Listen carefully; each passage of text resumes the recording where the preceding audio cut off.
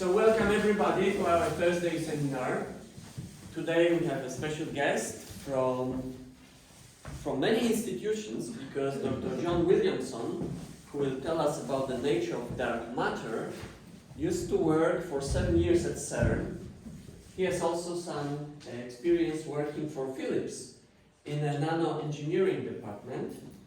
And he was also a professor at the College of Science and Engineering in Glasgow University for 27 years. So he probably taught students as well. Quite a few, yes. Yes. But in fact, that's one of the reasons I've come to live in Poland, I have to say, because my first year maths class consisted of nearly 500 students, of whom maybe about 10 or 15 were Polish.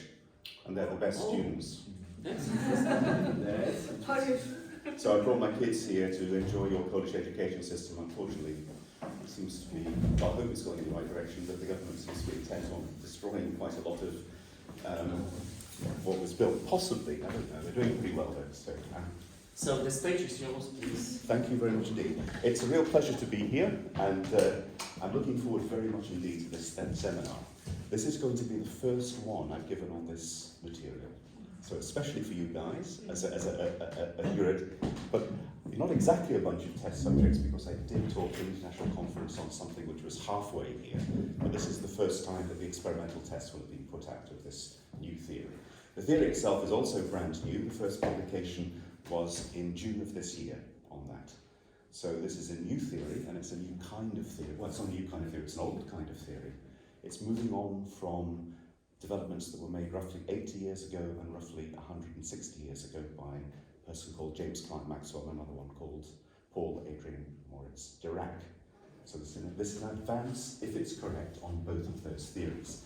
Now, I presented it at the university in Poznan on the 2nd of October, so some of you may have seen that as well. What I'm going to talk about today is dark matter. I should say this theory is not a theory of dark matter.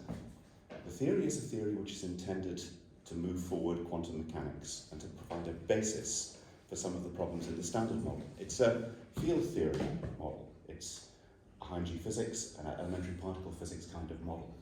But I became aware really a few years ago that one of the elements of this really looks as though it could be the long-sought dark matter and dark energy as well, both at the same time. And that's what I'm going to concentrate on talking about today. Where it comes from is it comes from a desire to understand how elementary particles work. This is the Williamson van der Mark electron model, where light runs around a toroidal topology in momentum space, and that constitutes the electron. Now, if I'm correct in thinking what I'm thinking, where dark matter has been hiding all this time is it is the same thing that confines the electron charge, that wraps light into material to form a material system, that allows energy to transform into matter, that binds that system, or in fact that confines that system. So if I'm correct, then every electron in your body is one part dark matter, and every proton too. So that's what it's about. Now, quantum keywords for these systems is they're resonant, and they are harmonic, and they are coherent. The electron moves in such a way that it cancels most of its fields. And this is a normal kind of thing. The force I feel in this room is gravity. I don't feel the electric force, which is the next strongest. I don't feel the magnetic, which is the next strongest. I don't feel the weak or the strong force. Why not? Because they all satisfy themselves and become invisible, and only gravity is left over in terms of feeling that. And the electric field, which is stopping me falling through the floor to a certain extent. So, now dark mass energy is here represented in glass in this thing. It's difficult to see, but if you look carefully, you'll see there's some distortion here in the background of some of these arrows. Momentum arrows are given here in red, the electric field in green, and the magnetic field in blue. But look, there's a bit of distortion there. Dark matter's hiding in the electron. Right. So, I'm not the only one who's been working on this over the years. Most of the original work for this has been done in a collaboration with myself and Dr. Martin van der Mark. We've been developing this stuff. First paper on the electron as a localized photon was 97. There's been a recent set of papers on different aspects of this in the last 3 or 4 years at different international conferences. But all of these people have also been involved. Basically, the shorter wavelength, the colour, the stronger the involvement. These are a bunch of my students: Stephen Leary, Innes, Anderson Morrison, Darren Abenschweiler, Mount Derulia, Arian Mandre are ex-students of mine, so they've also worked on this stuff. People such as Casimir of the Casimir effect did some work in the beginning, as did a person who developed Mexican hat potentials well before Peter Higgs did Ulrich Entz. Both of these people are no longer with us, unfortunately. People that's been involved. So, what am I going to talk about? Well, I'm going to do some speculations on some universal mysteries. I hope at the end of the talk to have convinced you that this may be what dark matter is. Clearly, dark matter, you guys are as bad at naming things as Hanji physicists. Dark matter, that's fine except for a couple of things. First of all, it's not dark, it's transparent. Absolutely crystal clear, clearer than that. Secondly, it's clearly not matter, that's matter. So it's neither dark nor matter, but apart from that, it's a wonderful term. Then we have this dark energy stuff, which came up after dark matter as well. Now, clearly that's also not dark. However, at least it is a form of energy, I think. So at least that's got it half right. And what I'm going to try and convince you as well is that dark matter and dark energy are actually the same thing. They're different aspects of the same thing. And they can be different aspects of the same thing, and I'll try and show how and why. So I'm going to talk about where and how this stuff has managed to hide for so long. Where is it? Why haven't we observed it? Now, I have to say that dark matter is a bit of a running joke outside of astrophysics and cosmology. People think you guys have made it up. And I'm very sorry, but the same sort of thing happens with string theories and hydrogen physics as well. Anything at the edge, people think it can't be right. So, but I don't believe, I used to think that might be the case, but for a long time now, I really do think it's around. But I'm going to talk about some, apart from talking about that, I'm going to try and elucidate some other things.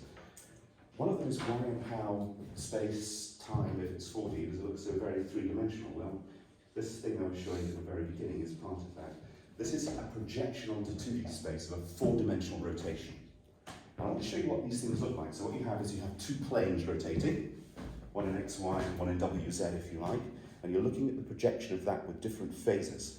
Phase on this is given by colour, so at the moment I'm only looking at part of the phase, it's going up to orange roughly, but I'm going to extend that, and I'll show you what it starts looking like if you make it longer.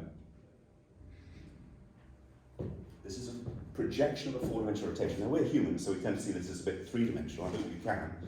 It really looks like a sphere within a sphere. It looks like a full enfolding sphere. And projections of a four-dimensional rotation are two things. One of them is a three-dimensional rotation, and the other is a toroidal system. So projections of a hypersphere are either toroidal or spherical, depending on the projection. So I just want to go back to the, let's go back to the talk. So let's use this, works better. So I want to talk about why, if space-time is four-dimensional, as we know it to be, it looks so very three-dimensional. And what's the source of highly energetic, oh dear, went into the wrong button, just a moment. What's the source of highly energetic cosmic rays? So there are a bunch of things appearing in nature that are not very well uncertain. As far as I understand it, I must admit one of the reasons I want to come and talk to you guys is that really I know nothing about the observational side of this, and I want to learn from you people as well about what's actually known, what's actually observed. But one thing this stuff will do is produce high-energy cosmic rays. Also, such things as quasars or Seyfert galaxies or our galaxy 3.5 million years ago that are producing lots of energy from some mysterious source. I think I can elucidate where that's coming from. This stuff would produce energy 10 times more potently than hydrogen fusion. So it could be a very big energy source. And also, why is the universe mostly matter and not antimatter? Well, that's one of the things I'm going to talk about. So, start with a standard picture. I think you've seen this one before. So, this is one of the Hubble Deep Field, and the universe is full of galaxies. Look at it, it's astonishing. But there's also this dark matter. Where is it? Well, we can see it. So, how do we see it? Well, if you have some dark matter sitting in front of galaxies, it's going to distort the view of that gravitation. It's going to distort it into this kind of thing. So if there's a lump of dark matter sitting here, then galaxies, an unlensed system with no dark matter would look like this. And a model here of what the lensing would do is to give it a bunch of things like this. So what you observe is stuff like this. Here's a bunch of galaxies far away and long ago. And there's some dark matter here in the centre of this thing. How do you know? Because the further away galaxies have been lensed and the closer galaxies haven't. Now that lump of dark matter is far bigger than any galaxies. It's a huge thing, look at it. But something else, it's producing light. Now, the papers on this are saying that light is diffuse starlight, but that can't be right. Dark matter's as clear as anything. Something's wrong here. But it is producing light, and there seems to be this light associated with dark matter. Now, once again, the theory I'm going to talk to you about will explain that. So, here's another one with some more lensing with some more dark matter, again producing light, and again producing some lensing. This time the lensing is linear because of the shape of the dark matter cloud as a long, thin thing. So, that's the sort of thing we're going to talk about. Now, if you're I'm a quantum mechanic. I've done work on quantum mechanics before. I invented quantum mechanical devices that change various things, like gave you the technology for your mobile phone. That was me. I invented the world's first nano device, quantum point contact, and then the world's first single electron transistor. And I worked with people on developing the materials that allowed the first mobile phones to happen in terms of getting up to the next level of speed. So the billions and billions of pounds the government then sold that to you guys for, and you're paying for, none of it came to me at all. So or any of the other people who worked there, lots of us. But as a quantum mechanic, when I was devising these things, I was using ordinary quantum mechanics. How do you set up a quantum mechanics? What is a quantum mechanics? And what's the relationship between quantum mechanics and relativity? Where did it come from? Well, quantum mechanics came from relativity. This is not a well-known fact. But quantum mechanics was originally developed, the original part of quantum mechanics, the thing that made quantum mechanics is lambda is h over p, the de Broglie relationship, the relationship between wavelength and momentum. Where de Broglie got that from was actually from a very careful consideration of relativistic effects on time and frequency. Relativistic law, he was confused because if you have an oscillator, you can imagine the electron as being like an oscillator, and he was confused because the relativistic law, if you look at a moving electron, it gets more energy because it's going faster, so its frequency should increase. Energy is h nu. But at the same time, a moving electron, so a clock, constitutes a clock, tick, tick, that should slow down. Now, how can it both slow down and speed up? Now, that's not obvious just thinking about it, but luckily de Broglie was a genius, so he worked it out and wrote it down in his thesis in 1923. So a long time before quantum mechanics. Now this stuff came up at conferences and talks like this, and everybody thought he was a nutcase. It had a name, it was called the French Madness. Then, of course, somebody, Williamson and Joe went off and they started looking at these things, and it was measured, at which point it became central physics. So, but the consequence of this, roughly page 100 of his thesis, is that the wavelength, there's an extra wavelength appears, which is given by the momentum, which is related to lambda is h over t, the wavelength is given by Planck's constant divided by the momentum. And quantum mechanics arises from relativity. It does not conflict with it, although there's now a huge, almost industry of people thinking this is supposed to be dreadfully mysterious. It's not. And the reason that people can get away with this is this stuff hasn't been solved for many, many decades. People tend to start with lambda is h over p and work from there. I certainly did at university. I got this pointed out to me by Ulrich Enz, who had seen this thing in his youth. But that's where quantum mechanics comes from. So we're going to make up a quantum mechanics. Now, this is some pretty hefty maths potentially. Now, I'm not going to go into that hefty mathematics. I did some of that in the physics department on the 2nd of October, and I must admit quite a lot, even for seasoned professors, a lot of this stuff is like going back and learning complex numbers for the first time. Everybody looked a bit blank with that too. So please forgive me for the maths I'm about to put up. I'm going to try and run through the maths and tell you what it means. Okay. But I'm going to put it up anyway because I want you to see the actual theory. So, before I do that, I want to say, talk a little bit about dark matter in this theory. Dark matter can hide in two different ways. It could either be completely weakly interacting, it could be something like a neutrino, which you don't see but nonetheless has mass. But the other way it can hide is it can be very strongly interacting with matter. Then any lab on Earth is just going to absorb this stuff like crazy. And in the solar system, which has been wiped by Mars and Venus and lots of other planets over many years, matter picks this stuff up as a stronger than strong interaction. The electron is held together with this stuff, and if you hit a proton with it, believe me, we did this at CERN very hard, the electron stays intact And it's matter that blows to bits, complete nuclear. It'll take a proton into pieces, it'll turn it into truckloads of other particles. This stuff is really strongly interacting with matter. And that means that on Earth, it just gets absorbed by the laboratory. In local space, it gets swept up. There's very little of it around.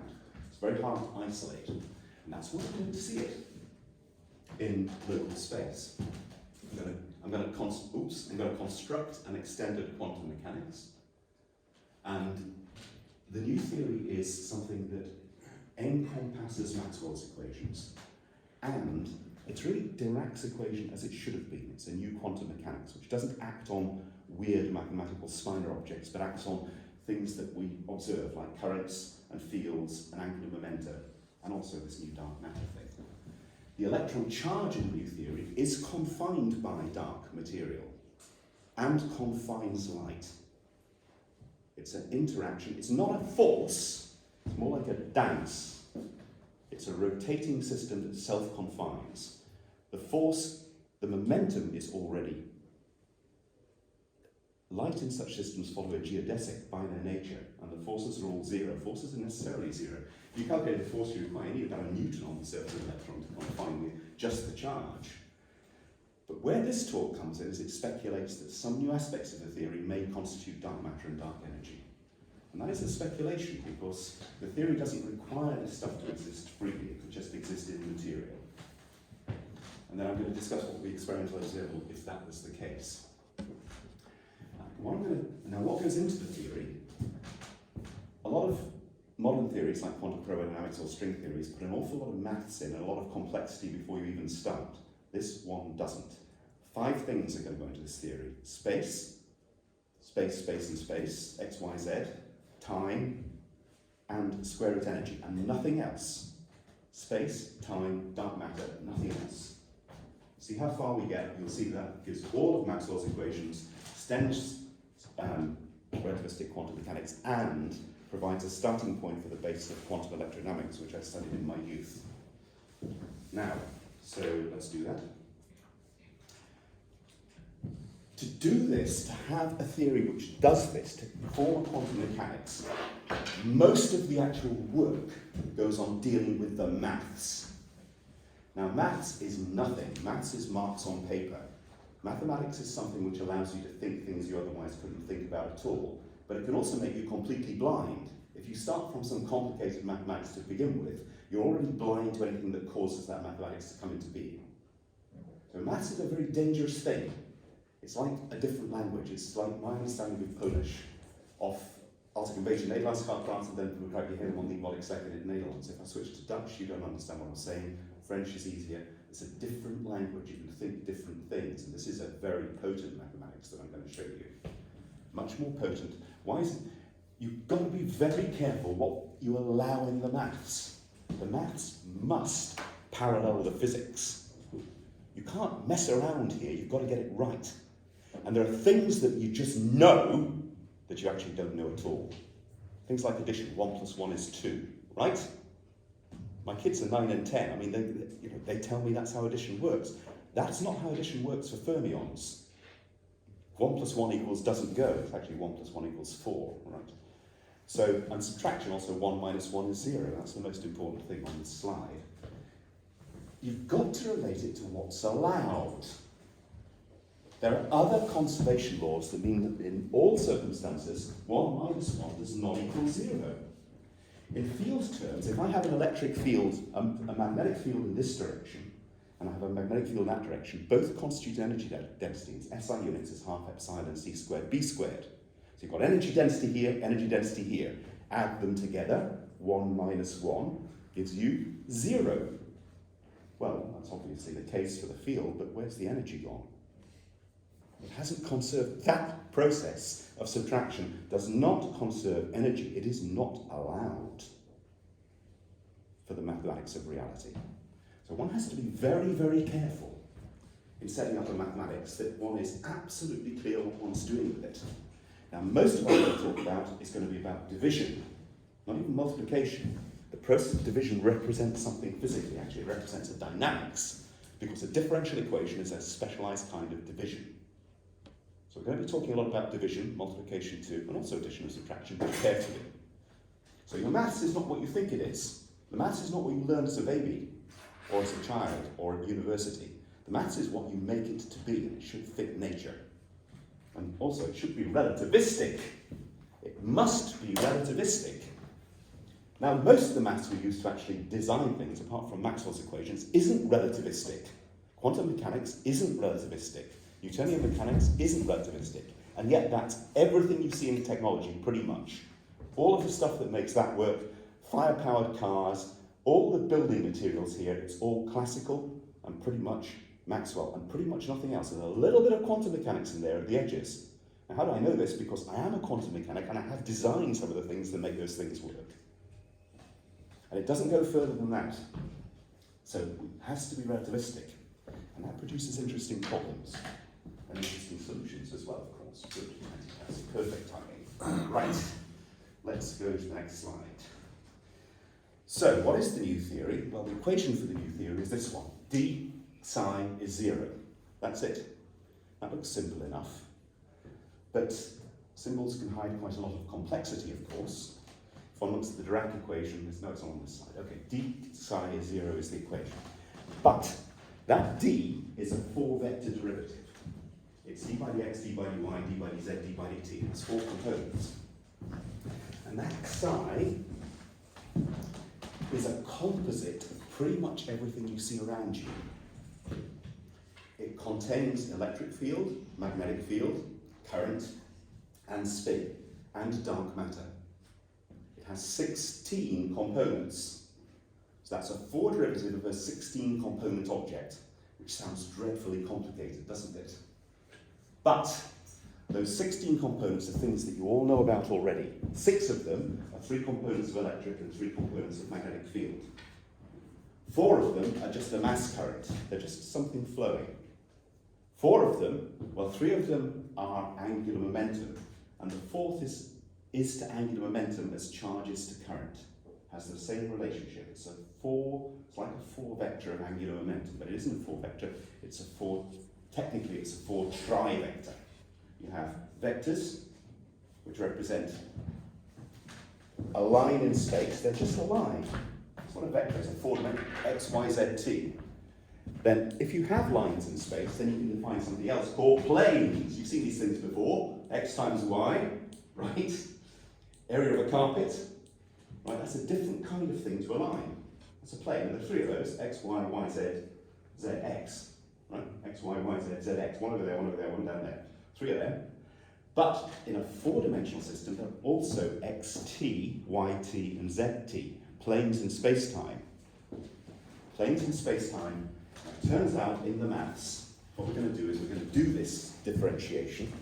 I'm just going to show you that part of it is just Maxwell's equations. The other bits are new. And the Maxwell's bit turns out to be the bit that pertains to fields. It's exactly the same physics as Maxwell's equations. But look, I told you I was going to tell you why the universe looked 3-dimensional, right? I'm going to do that right now. The reason the universe looks 3-dimensional is because it is 3-dimensional, physically. But it's not just quite as simple as 3 dimensions. There are 4 3-dimensional tables sitting here at the front, on top of one another. 4 3-dimensional systems. What are they? There are 3 dimensions of electric field, which is what I just felt. And there are only 3. There are not 4 components for electric field, and there never were. It's not a 4-vector. It's not a vector. It's a bivector.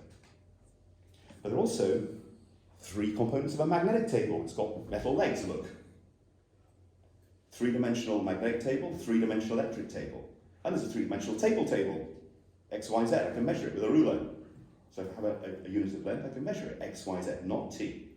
And there's a 3-dimensional spin table. 4 3-dimensional tables. We are highly evolved monkeys. We see 1 table. It's really 4 3-dimensional tables. So it's really, what are they? They are, here's the thing, here's the 16-component thing written out in all its glory. This is the dark matter term, sigma p. Then you have single index of vectors, double index of bivectors, triple index of trivectors, 4 indices of quadrivectors. So this is a point, line, plane, volume, and a hypervolume. And that's all. 1 point, 4 lines, 6 planes, 4 volumes, and 1 hypervolume, 16, count them. So they're quite simple. They're not, although it sounds like a very complicated thing, it's actually at least possible to visualize, which is not the case in the direct equation, for example. It gets quite complicated for the reasons that Dirac made a couple of mistakes, but okay.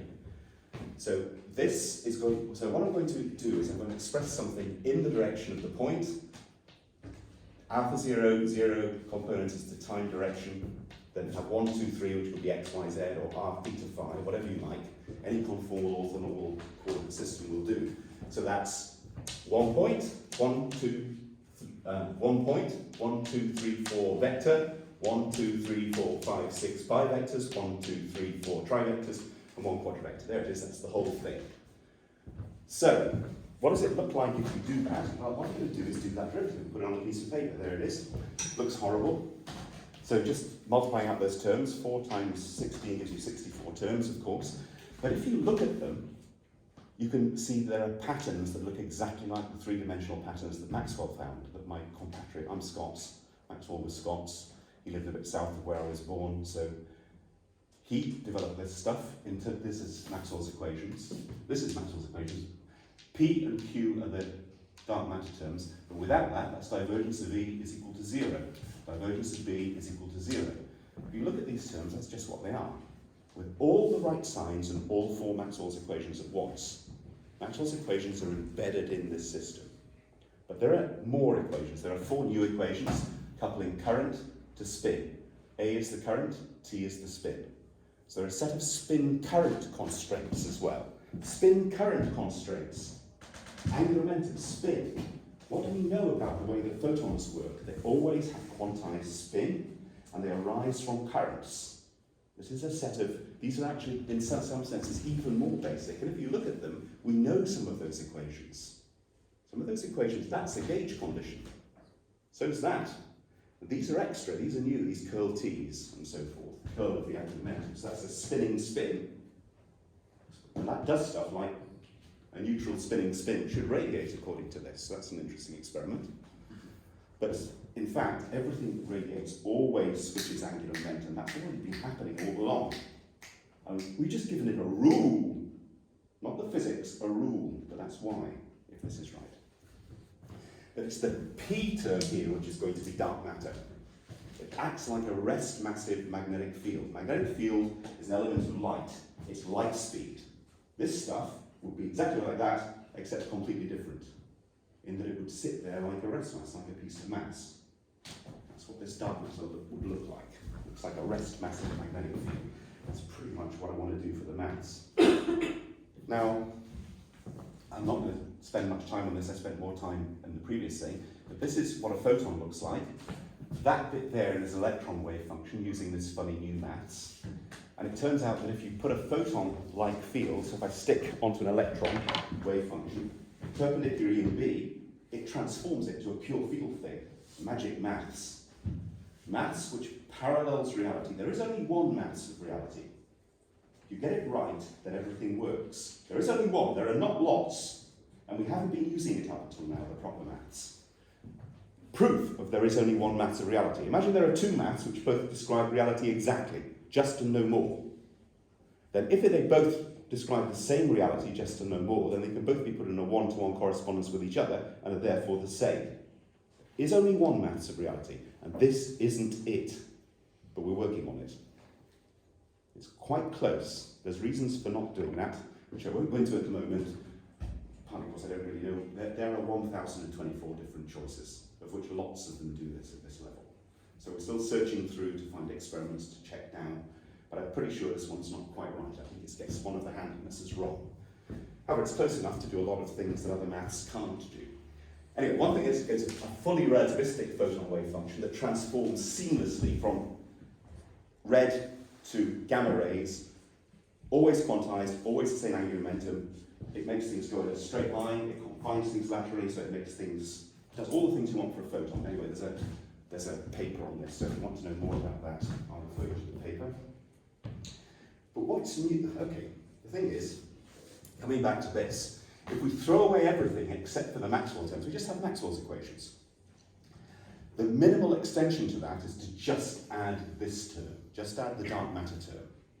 If we do that, then what happens is something spectacular. You get new solutions. New equations give you new solutions. So you have all the Maxwell's equations solutions, all four at once.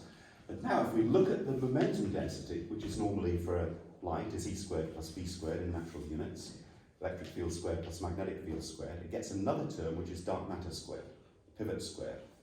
I call this stuff pivot because it's the thing that turns light. So that's where, or ponderous mass, P for ponderous. And here's my E cross B, the Poynting vector, which is the momentum density in light, but it gets an extra term perpendicular to E cross B in the direction of the electric field. It's a term perpendicular to E. So that's the thing that does the turning for you. So mass, energy density, and momentum density. What it means that light, instead of going E cross B this way, now it's a component in the direction of E, so it bends a little bit in the direction of E. And if you look at the force, which is the four derivative of this, then the force is zero, and that's already zero, so it's absolutely force-free motion. So that's what it does for you, and what does that do? That does this. Light coming in, this is meant to be light, red is momentum, that's the electrical magnetic field, so E cross B is in the direction of momentum, and here's a single wavelength of light. What that does is photons at sufficient energy, where they're both right circularly polarized, can form electron-positron pairs. Electron-positron pairs annihilate two photons. How? Do we have a quantum mechanical description of that? No, not yet, but this is one. I've just written it down in the previous slide. So, sorry, I just took my belt off for a reason, it's not just... So I'm going to model that. Here's a belt, and it's got two sides, top and bottom. What I'm going to do is I'm going to use this to model light by having a look at what a photon looks like. I'm going to put a complete twist in it by turning this round by 360 degrees. So taking that upside down, right way up. So it's got a twist on it. And the electric field is modelled by thinking about this side of the belt. It turns around through a complete 360 degrees in one wavelength. So, but what this curve does for you, if I can find a configuration where the electric field is outward directed, I can make this thing go round and round in circles. So, but actually just taking the belt and keeping the twist and just closing it does exactly that. Look, it's got a double loop in it. It's still twisted. Now it's got a loop, and look what happens. It does this. And the electric field now, instead of going round and round in circles and being neutral, it goes outward directed everywhere. That thing is charged. That's a charged object with an electric field. And you can calculate that field. You can calculate that charge. It's just the electron charge. It's not hard. Williamson, van der Mark, 1997. So that's what an electron is. It's a curled up, double looped photon. And it's looped. Now what happens here is the electric field's everywhere outward directed. So, and it's going round perpendicular. It's following a path which keeps on curving. Why does it do that? Because that cancels the field. It makes it a lower energy state as well. And if I take that thing, see, here is one of, well, okay. This is the full theory. There's Maxwell's equations. Here's the full equations, again written out. Here's the electron wave function. There's the photon wave function, showing you all that already. Not going to dwell on that too much. What it does is it turns those things, photons, into these things. Matter. Light to matter, energy to matter, equals mc squared, all that shit. Right? That's how it works. So, enough on that, because that's not what I want to talk about today. What I want to talk about today is, well, I want to talk about this. So this is one of those things, it's the quantum bicycle motion, Quicycle. Why do I call it quantum bicycle motion? Because it's a bit like what would happen if you're on a bike in space. Imagine you're on a bike in space, and it had big wheels, one of them mounted in the XY plane, one mounted in the YZ plane, another one in 3 perpendicular planes, and you started to pedal. And angular momentum conservation would mean you began to tumble in quite a complicated way. Well, just think of that in 4D and you've got it, but I've already shown you the picture. It just looks like toruses. And that's the motion. So what we're seeing here is we're seeing, here's the thing going round and round in a circle. That was the belt I just showed you. These discs here, these fog discs, represent the dark matter. And in fact, it's all the same dark matter. It actually slices through a spherical... This is in momentum space. This is a torus in momentum space. If I project onto ordinary space, you just get a sphere. And it's all going around the same sphere of dark matter, which is really a sum of all of these things. And it's all at the same point in space because the electron only has itself to rotate about. So what it does, it sort of tumbles around itself, like you saw, like I showed you. And what you end up with is a perfectly spherical system, which is the electron in space, which has a toroidal in the topology in momentum in bivector space. So the mist disk slices through that, that's your electron. So that's the new theory in a nutshell. Yes, okay, we're on time. Right, but what I really want to talk to you guys about is what if that misty stuff can exist separately, that it doesn't need matter to bind it, that it can exist separately of matter. If that were the case, then from the theory, I can deduce some general properties of that stuff, if it just sat out there by itself. What would it look like? Well, the first thing is it would be completely transparent to light. Light is two differential orders away. So if we're talking about first differentials, it just doesn't couple. So light, on encountering this stuff, imagine there's some dark matter here, and I was an X polarized photon. So my electric field went da-dum. All that would happen is I'd wiggle along a little bit along here, maybe a slight elastic wiggle. Go straight through in a straight line if it was uniform. Doesn't interact with light.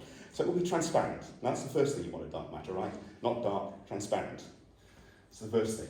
It encapsulates an energy density. The energy, it's like a magnetic field. So the energy density in SI units is given by half epsilon c squared p squared, where p has the physical units of the magnetic field. So some energy density there, but it's not accessible to light. It's not something that light can pick up. So, on the other hand, it's very strongly absorbed by existing matter. All that would happen with existing matter, something like this, if you gave it a bit more pivot, a bit more dark matter, it would just tighten up a little bit. Just absorb it as energy, as low energy heat if it's at low density, but as high any density of dark matter. So, but it's very strongly absorbed, more strongly than the strong interaction, responsible for the strong interaction in the development of quantum chromodynamics. Momentum and energy will be transferred because the stuff carries mass. So if matter absorbed it, it would take some momentum from it and energy. So in the solar system where stuff has been swept, it appears as very low energy heat. If any of this stuff gets away and gets out there, matter will pick this stuff up as very low energy heat. Now the required density of this stuff to account for the 95% of the universe that isn't ordinary matter is it's roughly 1 proton per cubic meter, which isn't a lot of mass even where this stuff was not swept up. So in the solar system, I'm not expecting to find much of this stuff at all. There'll be very little free dark matter in the solar system. But it could, if it hit the upper atmosphere, engender some very low energy light emission. But it would be difficult to distinguish this from any other kind of heating due to anything else. However, it could give very high energy if either matter's sparse. So imagine you've just got one hydrogen atom coming through a piece of otherwise empty space. It just keeps sweeping this stuff up. It just get hotter and hotter. It emits, of course, it emits some light. So if we've got up to some sort of ionization energy, you get a photon coming out. But in a plasma, there could be lots of plasma modes. It could emit light at all wavelengths. But and if ordinary matter, if a planet hit a lump of dark matter, then you could have anything. You could have particle showers. You could have the planet smashed. This would be very bad news for the solar system. If anything like an asteroid's worth of this stuff arrived on Earth, it would be a big bang. It would be a big bang in the sense, but it would be quite big enough to do nasty things to the planet. So let's hope there's none of it around. But so if either there's a high concentration of dark matter, lots of energy, or if there's a low density of ordinary matter to absorb it, it can get to quite high energies. It's gravitational, so it could be gravitationally bound. You could get this stuff forming a near black hole. Or, anyway, we'll come to that in a minute. And that could lead to intense light emission or particle showers if there was a high density of this stuff. Right, well, okay, so what would it look like on Earth? Is there any of this stuff on Earth? No. There's far too much matter around for any to be in this room. But free dark matter in this room. However, on the other hand, as I've already said, a quarter of each one of you is dark matter already, so there you are, hiding in plain sight. There it is. It's not observed because it's stronger than strong interaction, and one doesn't observe those strong interactions. It's a hierarchy of forces. The strongest force always wins. Strongest force takes everything. So this force dominates the strong interaction, which dominates the weak interaction, which dominates the electromagnetic interaction, leaving you only with charge, if you're lucky. And then charge is, of course, absorbed by the fact that the table's neutral. We're all neutral, so that charge is then in a system where the charge is neutralized. That's forces. That's why stuff sticks together. The planet is roughly neutral, and then there's only gravitation left over, and that's what the moon feels. So there's a hierarchy of forces. The stronger it is, the less likely you are to see it or to feel it.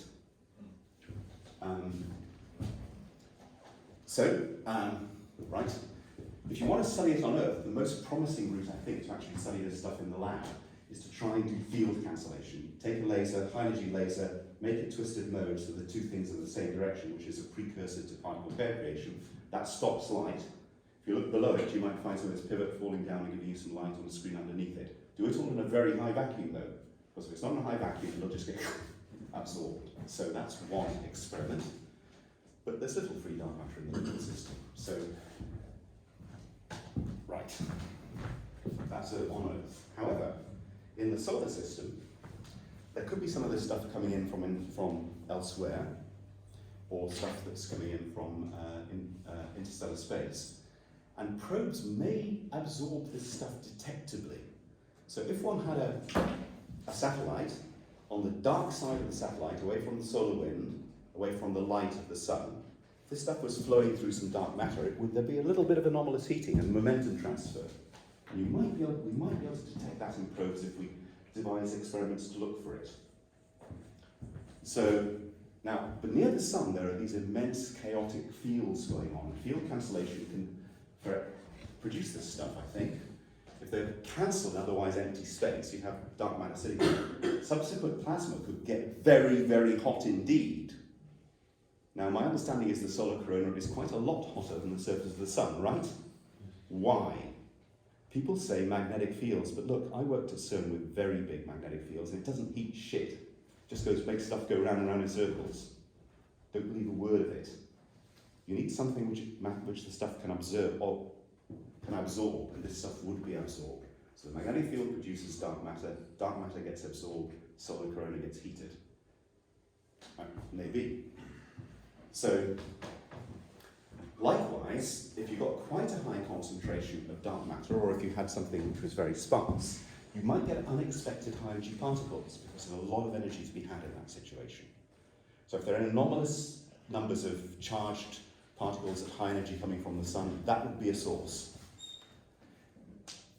Dark matter in general is just potential heat. So you can get from microwave background radiation up to anything, gammas, stupid gammas. Depends on how long it takes to build up. What about dark matter of this sort near the galactic core? What would it do? It's gravitationally bound just like anything else, so it circulates just with all the rest of the stuff if it's in free space. But impinging on matter, it would jump a huge amount of energy into a galactic core. Now, it wouldn't just dump energy, it would create matter. This stuff impinging on ordinary matter would produce matter creation. It would produce a small bang. Only small, of course, compared to the Big Bang. But nonetheless. Now, when I look at the universe, I'm sorry, I am totally ignorant, and one of the reasons I really want to come and talk to you guys is that I want to learn from you as well, so I hope we can have some sorts of collaborations set up. But if I look at the universe, it looks to me as though most of the matter appears in galaxies. Have you noticed that? And it looks to me as though it's coming something like from the galactic core, maybe, huh? I mean, just look at it. What sort of galaxies do you have? So spherical things, you have long, thin ones, you have spiral-armed ones, right? It looks like there's a source of matter at the centre of every galaxy. There's not a lot of matter in between galaxies. This is how that could happen. So it would mean the Big Bang was still going on in a small way, all around us, but not quite all around us, down at the galactic core. So a different possibility for the way that matter was created in the first place, ordinary matter now.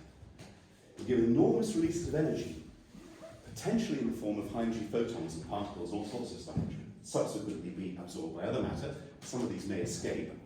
Such an event, for example, a bit of dark matter coming along 3.5 million years ago, might have been responsible, for example, for the Seyfert flare that was recently found to have existed here in our own galaxy about 3.5 million years ago. It could could also be a candidate for the energy source in quasars. This stuff is more than 10 times more potent than in delivering energy than hydrogen fusion is about 7% of the mass, isn't it? This is 100%. So it could be it's another energy source for things like quasars. And as I said, little bangs, but only compared to the Big Bang. Right, moving for time, good. What about between the galaxy? Well, this is interesting. Intergalactic pivot. This stuff constitutes energy density in space, given by half epsilon c squared p squared. You have some energy density. It acts like sort of springy space. It's got energy in it, but it's not accessible until matter comes along. It can't really interact with itself because it's not particles, it's a potential. It could have vibrations in it, though. It could, like quantum vibrations, because the two things that form dark matter, which is this thing, the pivot and the hedgehog, the quantum hedgehog, directed four volume element, are isomorphic to complex numbers. And you could have a quantum mechanics of this stuff in space, but that's perhaps a speculation too far. But there's some very bad news for Star Trek fans. If you started traveling through intergalactic space and this stuff was there, even at 1 proton per cubic meter, and you started doing warp factor 9, that would be death factor 10 to the 9. Because what would happen is the front end of your spaceship would start to coruscate with huge amounts of energy and particle showers, and you'll be irradiated quite dead very quickly, which may be the reason that the aliens haven't come to talk to us just yet. If that stuff is out there in intergalactic space, then if you try and go fast through it, you're going to sweep a lot of it up and it's going to turn into energy.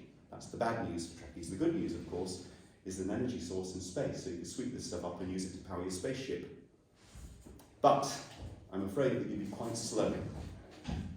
You could maybe grab it and turn it into energy and reflect it out the back, but you need to get down to low energy where you could reflect. And such spaceships would be more like sailboats than like rocket ships. They could be quite relatively slow, so it would take a long time to get between galaxies, like even longer than light takes. But further outside in the galaxy, this stuff would just float like any other matter. But at the boundary between a material system, what's going to happen is there's going to be energy generated. And that energy is going to act like a pressure. So you get an interface between a galaxy and this stuff. And it might tend to bind galaxies in that way. This pressure doesn't manifest if you've got even pivot. But at an edge of that stuff, there's an energy density gradient of like a force. And that would tend to confine or limit. Matter coming into that would interact with it, bang, there'd be energy, and that would tend to push it back. So if any of those kinds of effects are observed, that could come from that. That's intergalactic pivot. What about the wider universe? Well, look, the wider universe is where dark matter the idea of dark matter came from in the first place. The fact that we can see it in the slides I showed you, the fact that galaxies have this anomalous rotation and so forth. This is why dark matter had to be invented in the first place. The stuff is out there. If it's stuff I'm talking about or not, I don't know, but experimentally something is out there. So free pivot could account for all of this because it has mass. And the energy transfer I'm talking about could account for an accelerating rate of expansion of the universe because it's generating mass, it's generating space, time. So high enough energy for particle creation, the process, now the other thing is, and I'm going to talk about this on the next slide, this could be the reason that we are here at all, that matter dominates over antimatter. And I'll show you how. Imagine for a minute that the universe follows human maths. It doesn't have to, but imagine that it did. I mean, humans have decided that +1 times +1 is +1. We've also decided that -1 times -1 is also +1. It's got symmetry. We could have decided +1 times +1 is -1, -1 times -1 is -1, couldn't we? Just the same sort of thing. But we haven't. We've decided +1 times +1 is +1, and -1 times -1 is also +1. And that's an asymmetry. So if the universe followed that, and it turns out that choosing the electron to have negative charge has a very nice consequence. So this is dark mass energy and matter creation. And I have to say, this theory is speculative. The Williamson theory of how quantum mechanics hasn't yet been universally accepted, shall we say. In fact, I'm having a lot of trouble getting it published, despite the fact that I've published a lot of stuff in the quality press before. So that's a speculation. Then there's another speculation, which is that this stuff might be responsible for dark matter. And then on top of that, I'm going to make another speculation. But that's what theorists do. We just make shit up, right? So that's what we're doing. We're just making stuff up, and then it's up to experiment to decide whether this is correct or not. Natural Darwinian selection of theories. So if the universal maths follows human maths, so -1 times -1 is +1, if we had some negative pivot somewhere that met some other negative pivot that happened to be in the opposite direction, then that would be 1 minus 1, which couldn't be 0, it would have to be something. And if that was pivot, not anti-pivot, then that would lead to a tendency to favour positive pivot as required for the negative electron, and as also required for the positive proton. Because the proton in the new theory is far more massive than the electron, because it's structured from things that are almost electrons that go round 3/4 terms. Three lefts make a right. So if I do left 3 times, left, left, left, I get to a right. I can then bolt that together to get something which is a series of right-hand turns, which gives me a positively charged proton from positive pivot, but it's much more massive. So protons and electrons have the same sign of pivot. Protons are formed from subknots, which actually fit into the electron is the double loop. It's like a figure of 8 knot. The proton is actually a trefoil knot that goes around in 3 planes. Or the quarks themselves are things that are 3/4 terms, which is why there are 3 quarks or quark-antiquark form particles in the new theory. Not going into any of that, except to tell you that. However, both have the same sign of pivot, and if pivot is asymmetric, or if pivot was asymmetric to begin with, if in the beginning this area of the universe happened to have a positive pivot, that would explain why we have matter and not antimatter. Because if you get to a near black hole situation, what happens when you climb a hill? Imagine you're climbing a mountain. You're coming out of a gravitational potential well. What you're doing is as you climb the mountain, the universe edge is moving away from you. You can see more of the universe. The universe acts just like a black hole, and you're in the middle of it, right here, right now. So where's the energy going as you climb the hill, doing all that work? Every single particle in your body is winding up a little bit. It's getting a little bit tighter. Conversely, if you go down the gravitational potential well, it unwinds, it gets bigger. Charge remains the same because in the theory charge is independent of size. But if you get to a near black hole situation, particles like the electron are huge, and the proton too. And then chaos and heat in a situation like a neutron star or a near black hole could actually just produce particles, and antiparticles, but not so many if the first process is true. That would produce matter and not antimatter. And that may be where we all came from. So, but as I say, that's a speculation on a speculation. So, to conclude, I presented Martin and myself developed a new quantum mechanics which unites classical and quantum electrodynamics and includes this new scalar field which we think might be dark matter. And it's speculated that scalar field, if it can exist in free form, may be both dark matter and dark energy. It has many of the properties required. It's massive, it's transparent. It introduces an outward pressure in free space, which could give you dark energy. So, as well as unifying dark matter and dark energy, the pivot properties clear up 1 or 2 things that are a bit mysterious, like solar coronal heating, hydrogen particles coming from different places, galactic centers being active, matter-antimatter asymmetry, power source of quasars. 1 or 2 things that are otherwise perhaps a bit mysterious. And many new experiments have been proposed in the talk that we should be doing to look for this stuff that exists in this form. So, and also in a previous talk I talked about more ways to isolate possibly this stuff in the laboratory. And that is the end of the talk. Thank you very much all for listening.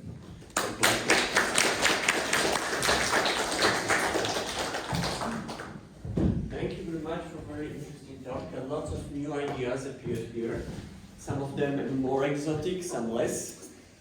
And since we are astronomers, not many physical things were so familiar to us, but we observed some suggestions for experiments that can be done, right, to to test the theory. The theory is in the works, as I understood, right? The theory has been worked on, it's been in the works for 30 years. Unfortunately, I should dedicate this talk to my friend Martin, who's in the process at the moment of dying. He won't make it to Christmas. He's got brain cancer, and I've been over there 1 week and two over the last couple of months, and he's come to pieces. So partly it's in progress, partly it's in regress. Anything that's in his mind and I don't know about is gone. So, but there's a large number of people, yes. Yes, it's in progress. Yeah, so because this reminds me about this experiments that were done to prove the relativistic effects, like the star that has been covered by the sun, like the eclipse of the star by the sun, and they measure the bending of light due to the gravity of the sun, right? Yes, that's right. So do you have any ideas how you can, for example, test this theory in a local solar system? Such a very broad idea, very general I can idea. give you one. I mean, Yeah. one thing in the lab, Yeah. if you can do pivot cancellation, so arrange for fields to be cancelled, so you produce some of this stuff, and then take very large photon, so imagine you've got a piece of it some size, let's say 10 centimetre long, then take a 10 centimetre wavelength light, linearly polarize it, and arrange that it's in a cavity, so you can move the cavity. It'll bend one way if it's moved to one position, and the opposite way in half a wavelength. So provided you can make sure there's some rate of change of pivot, then you can bend light with it. So that's one thing you can do. But in the local solar system, it's the experiments I've proposed to look at probes that might be absorbing anomalously momentum, or might have particle or photon production on the away side. If one could devise experiments like that, then that would show that the energy, well, where would the energy be coming from otherwise? So, for example, artificial satellite. An artificial satellite, yes, then. yes. Or something that was moving away with the solar wind, looking on the dark side of that thing for anomalous light production. You might see flashes, as if this stuff doesn't have to be uniform, because it doesn't interact in a particular way. It can have waves. So that would be, in the solar system, the sort of thing. Or if you saw satellites slowing down, it didn't look as though they're absorbing some momentum from something which shouldn't be there. Or if there was you're looking at photon absorption, and there seemed to be some light source coming from somewhere else that it wasn't quite the right direction. That could be a pivot wind. So that sort of thing. We have some specialists from the field of artificial satellites, and there are plenty of effects that influence the motion of satellites. Yes. Some of them bigger, some of them smaller. And do we understand all of them? Those classical, classical effects? Because yeah, it is very difficult to say because there's probably a very small effect if you compare with gravity, for example, or atmosphere, or even gravity field from sun and moon. So it is very difficult to observe this effect, I think. I think in the solar system it will be quite difficult. Yes. yeah. And unfortunately, we don't have a cosmology specialist. Michał has gone to Fulbright recently, so we hoped he will be present, but no, he's gone already. He knows many things about galaxies and how they interact. So we are not that much into this area. So probably that would be better, because the effects should be bigger then, right? Yes, I think in intergalactic. I mean, that's where the dark matter has to be, right? Yeah. So yes, you'd expect larger effects there. Yes. Any other questions? Because I started myself. Sorry, Yeah. I should ask you first, guys.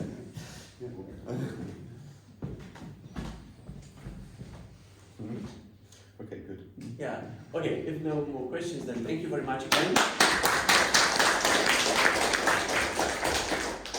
And during the seminars, we have another part which is more administrative stuff. So I don't know if you want to wait here, or maybe we just go to another room. Whatever you think is best. I leave myself completely in there. Okay, we'll not bore you here, so I suggest maybe we Oh, right. move out. Yeah, Yeah, so the meeting. Yeah, we have a meeting just but in Polish in administrative stuff. okay, So I'll stop I this. think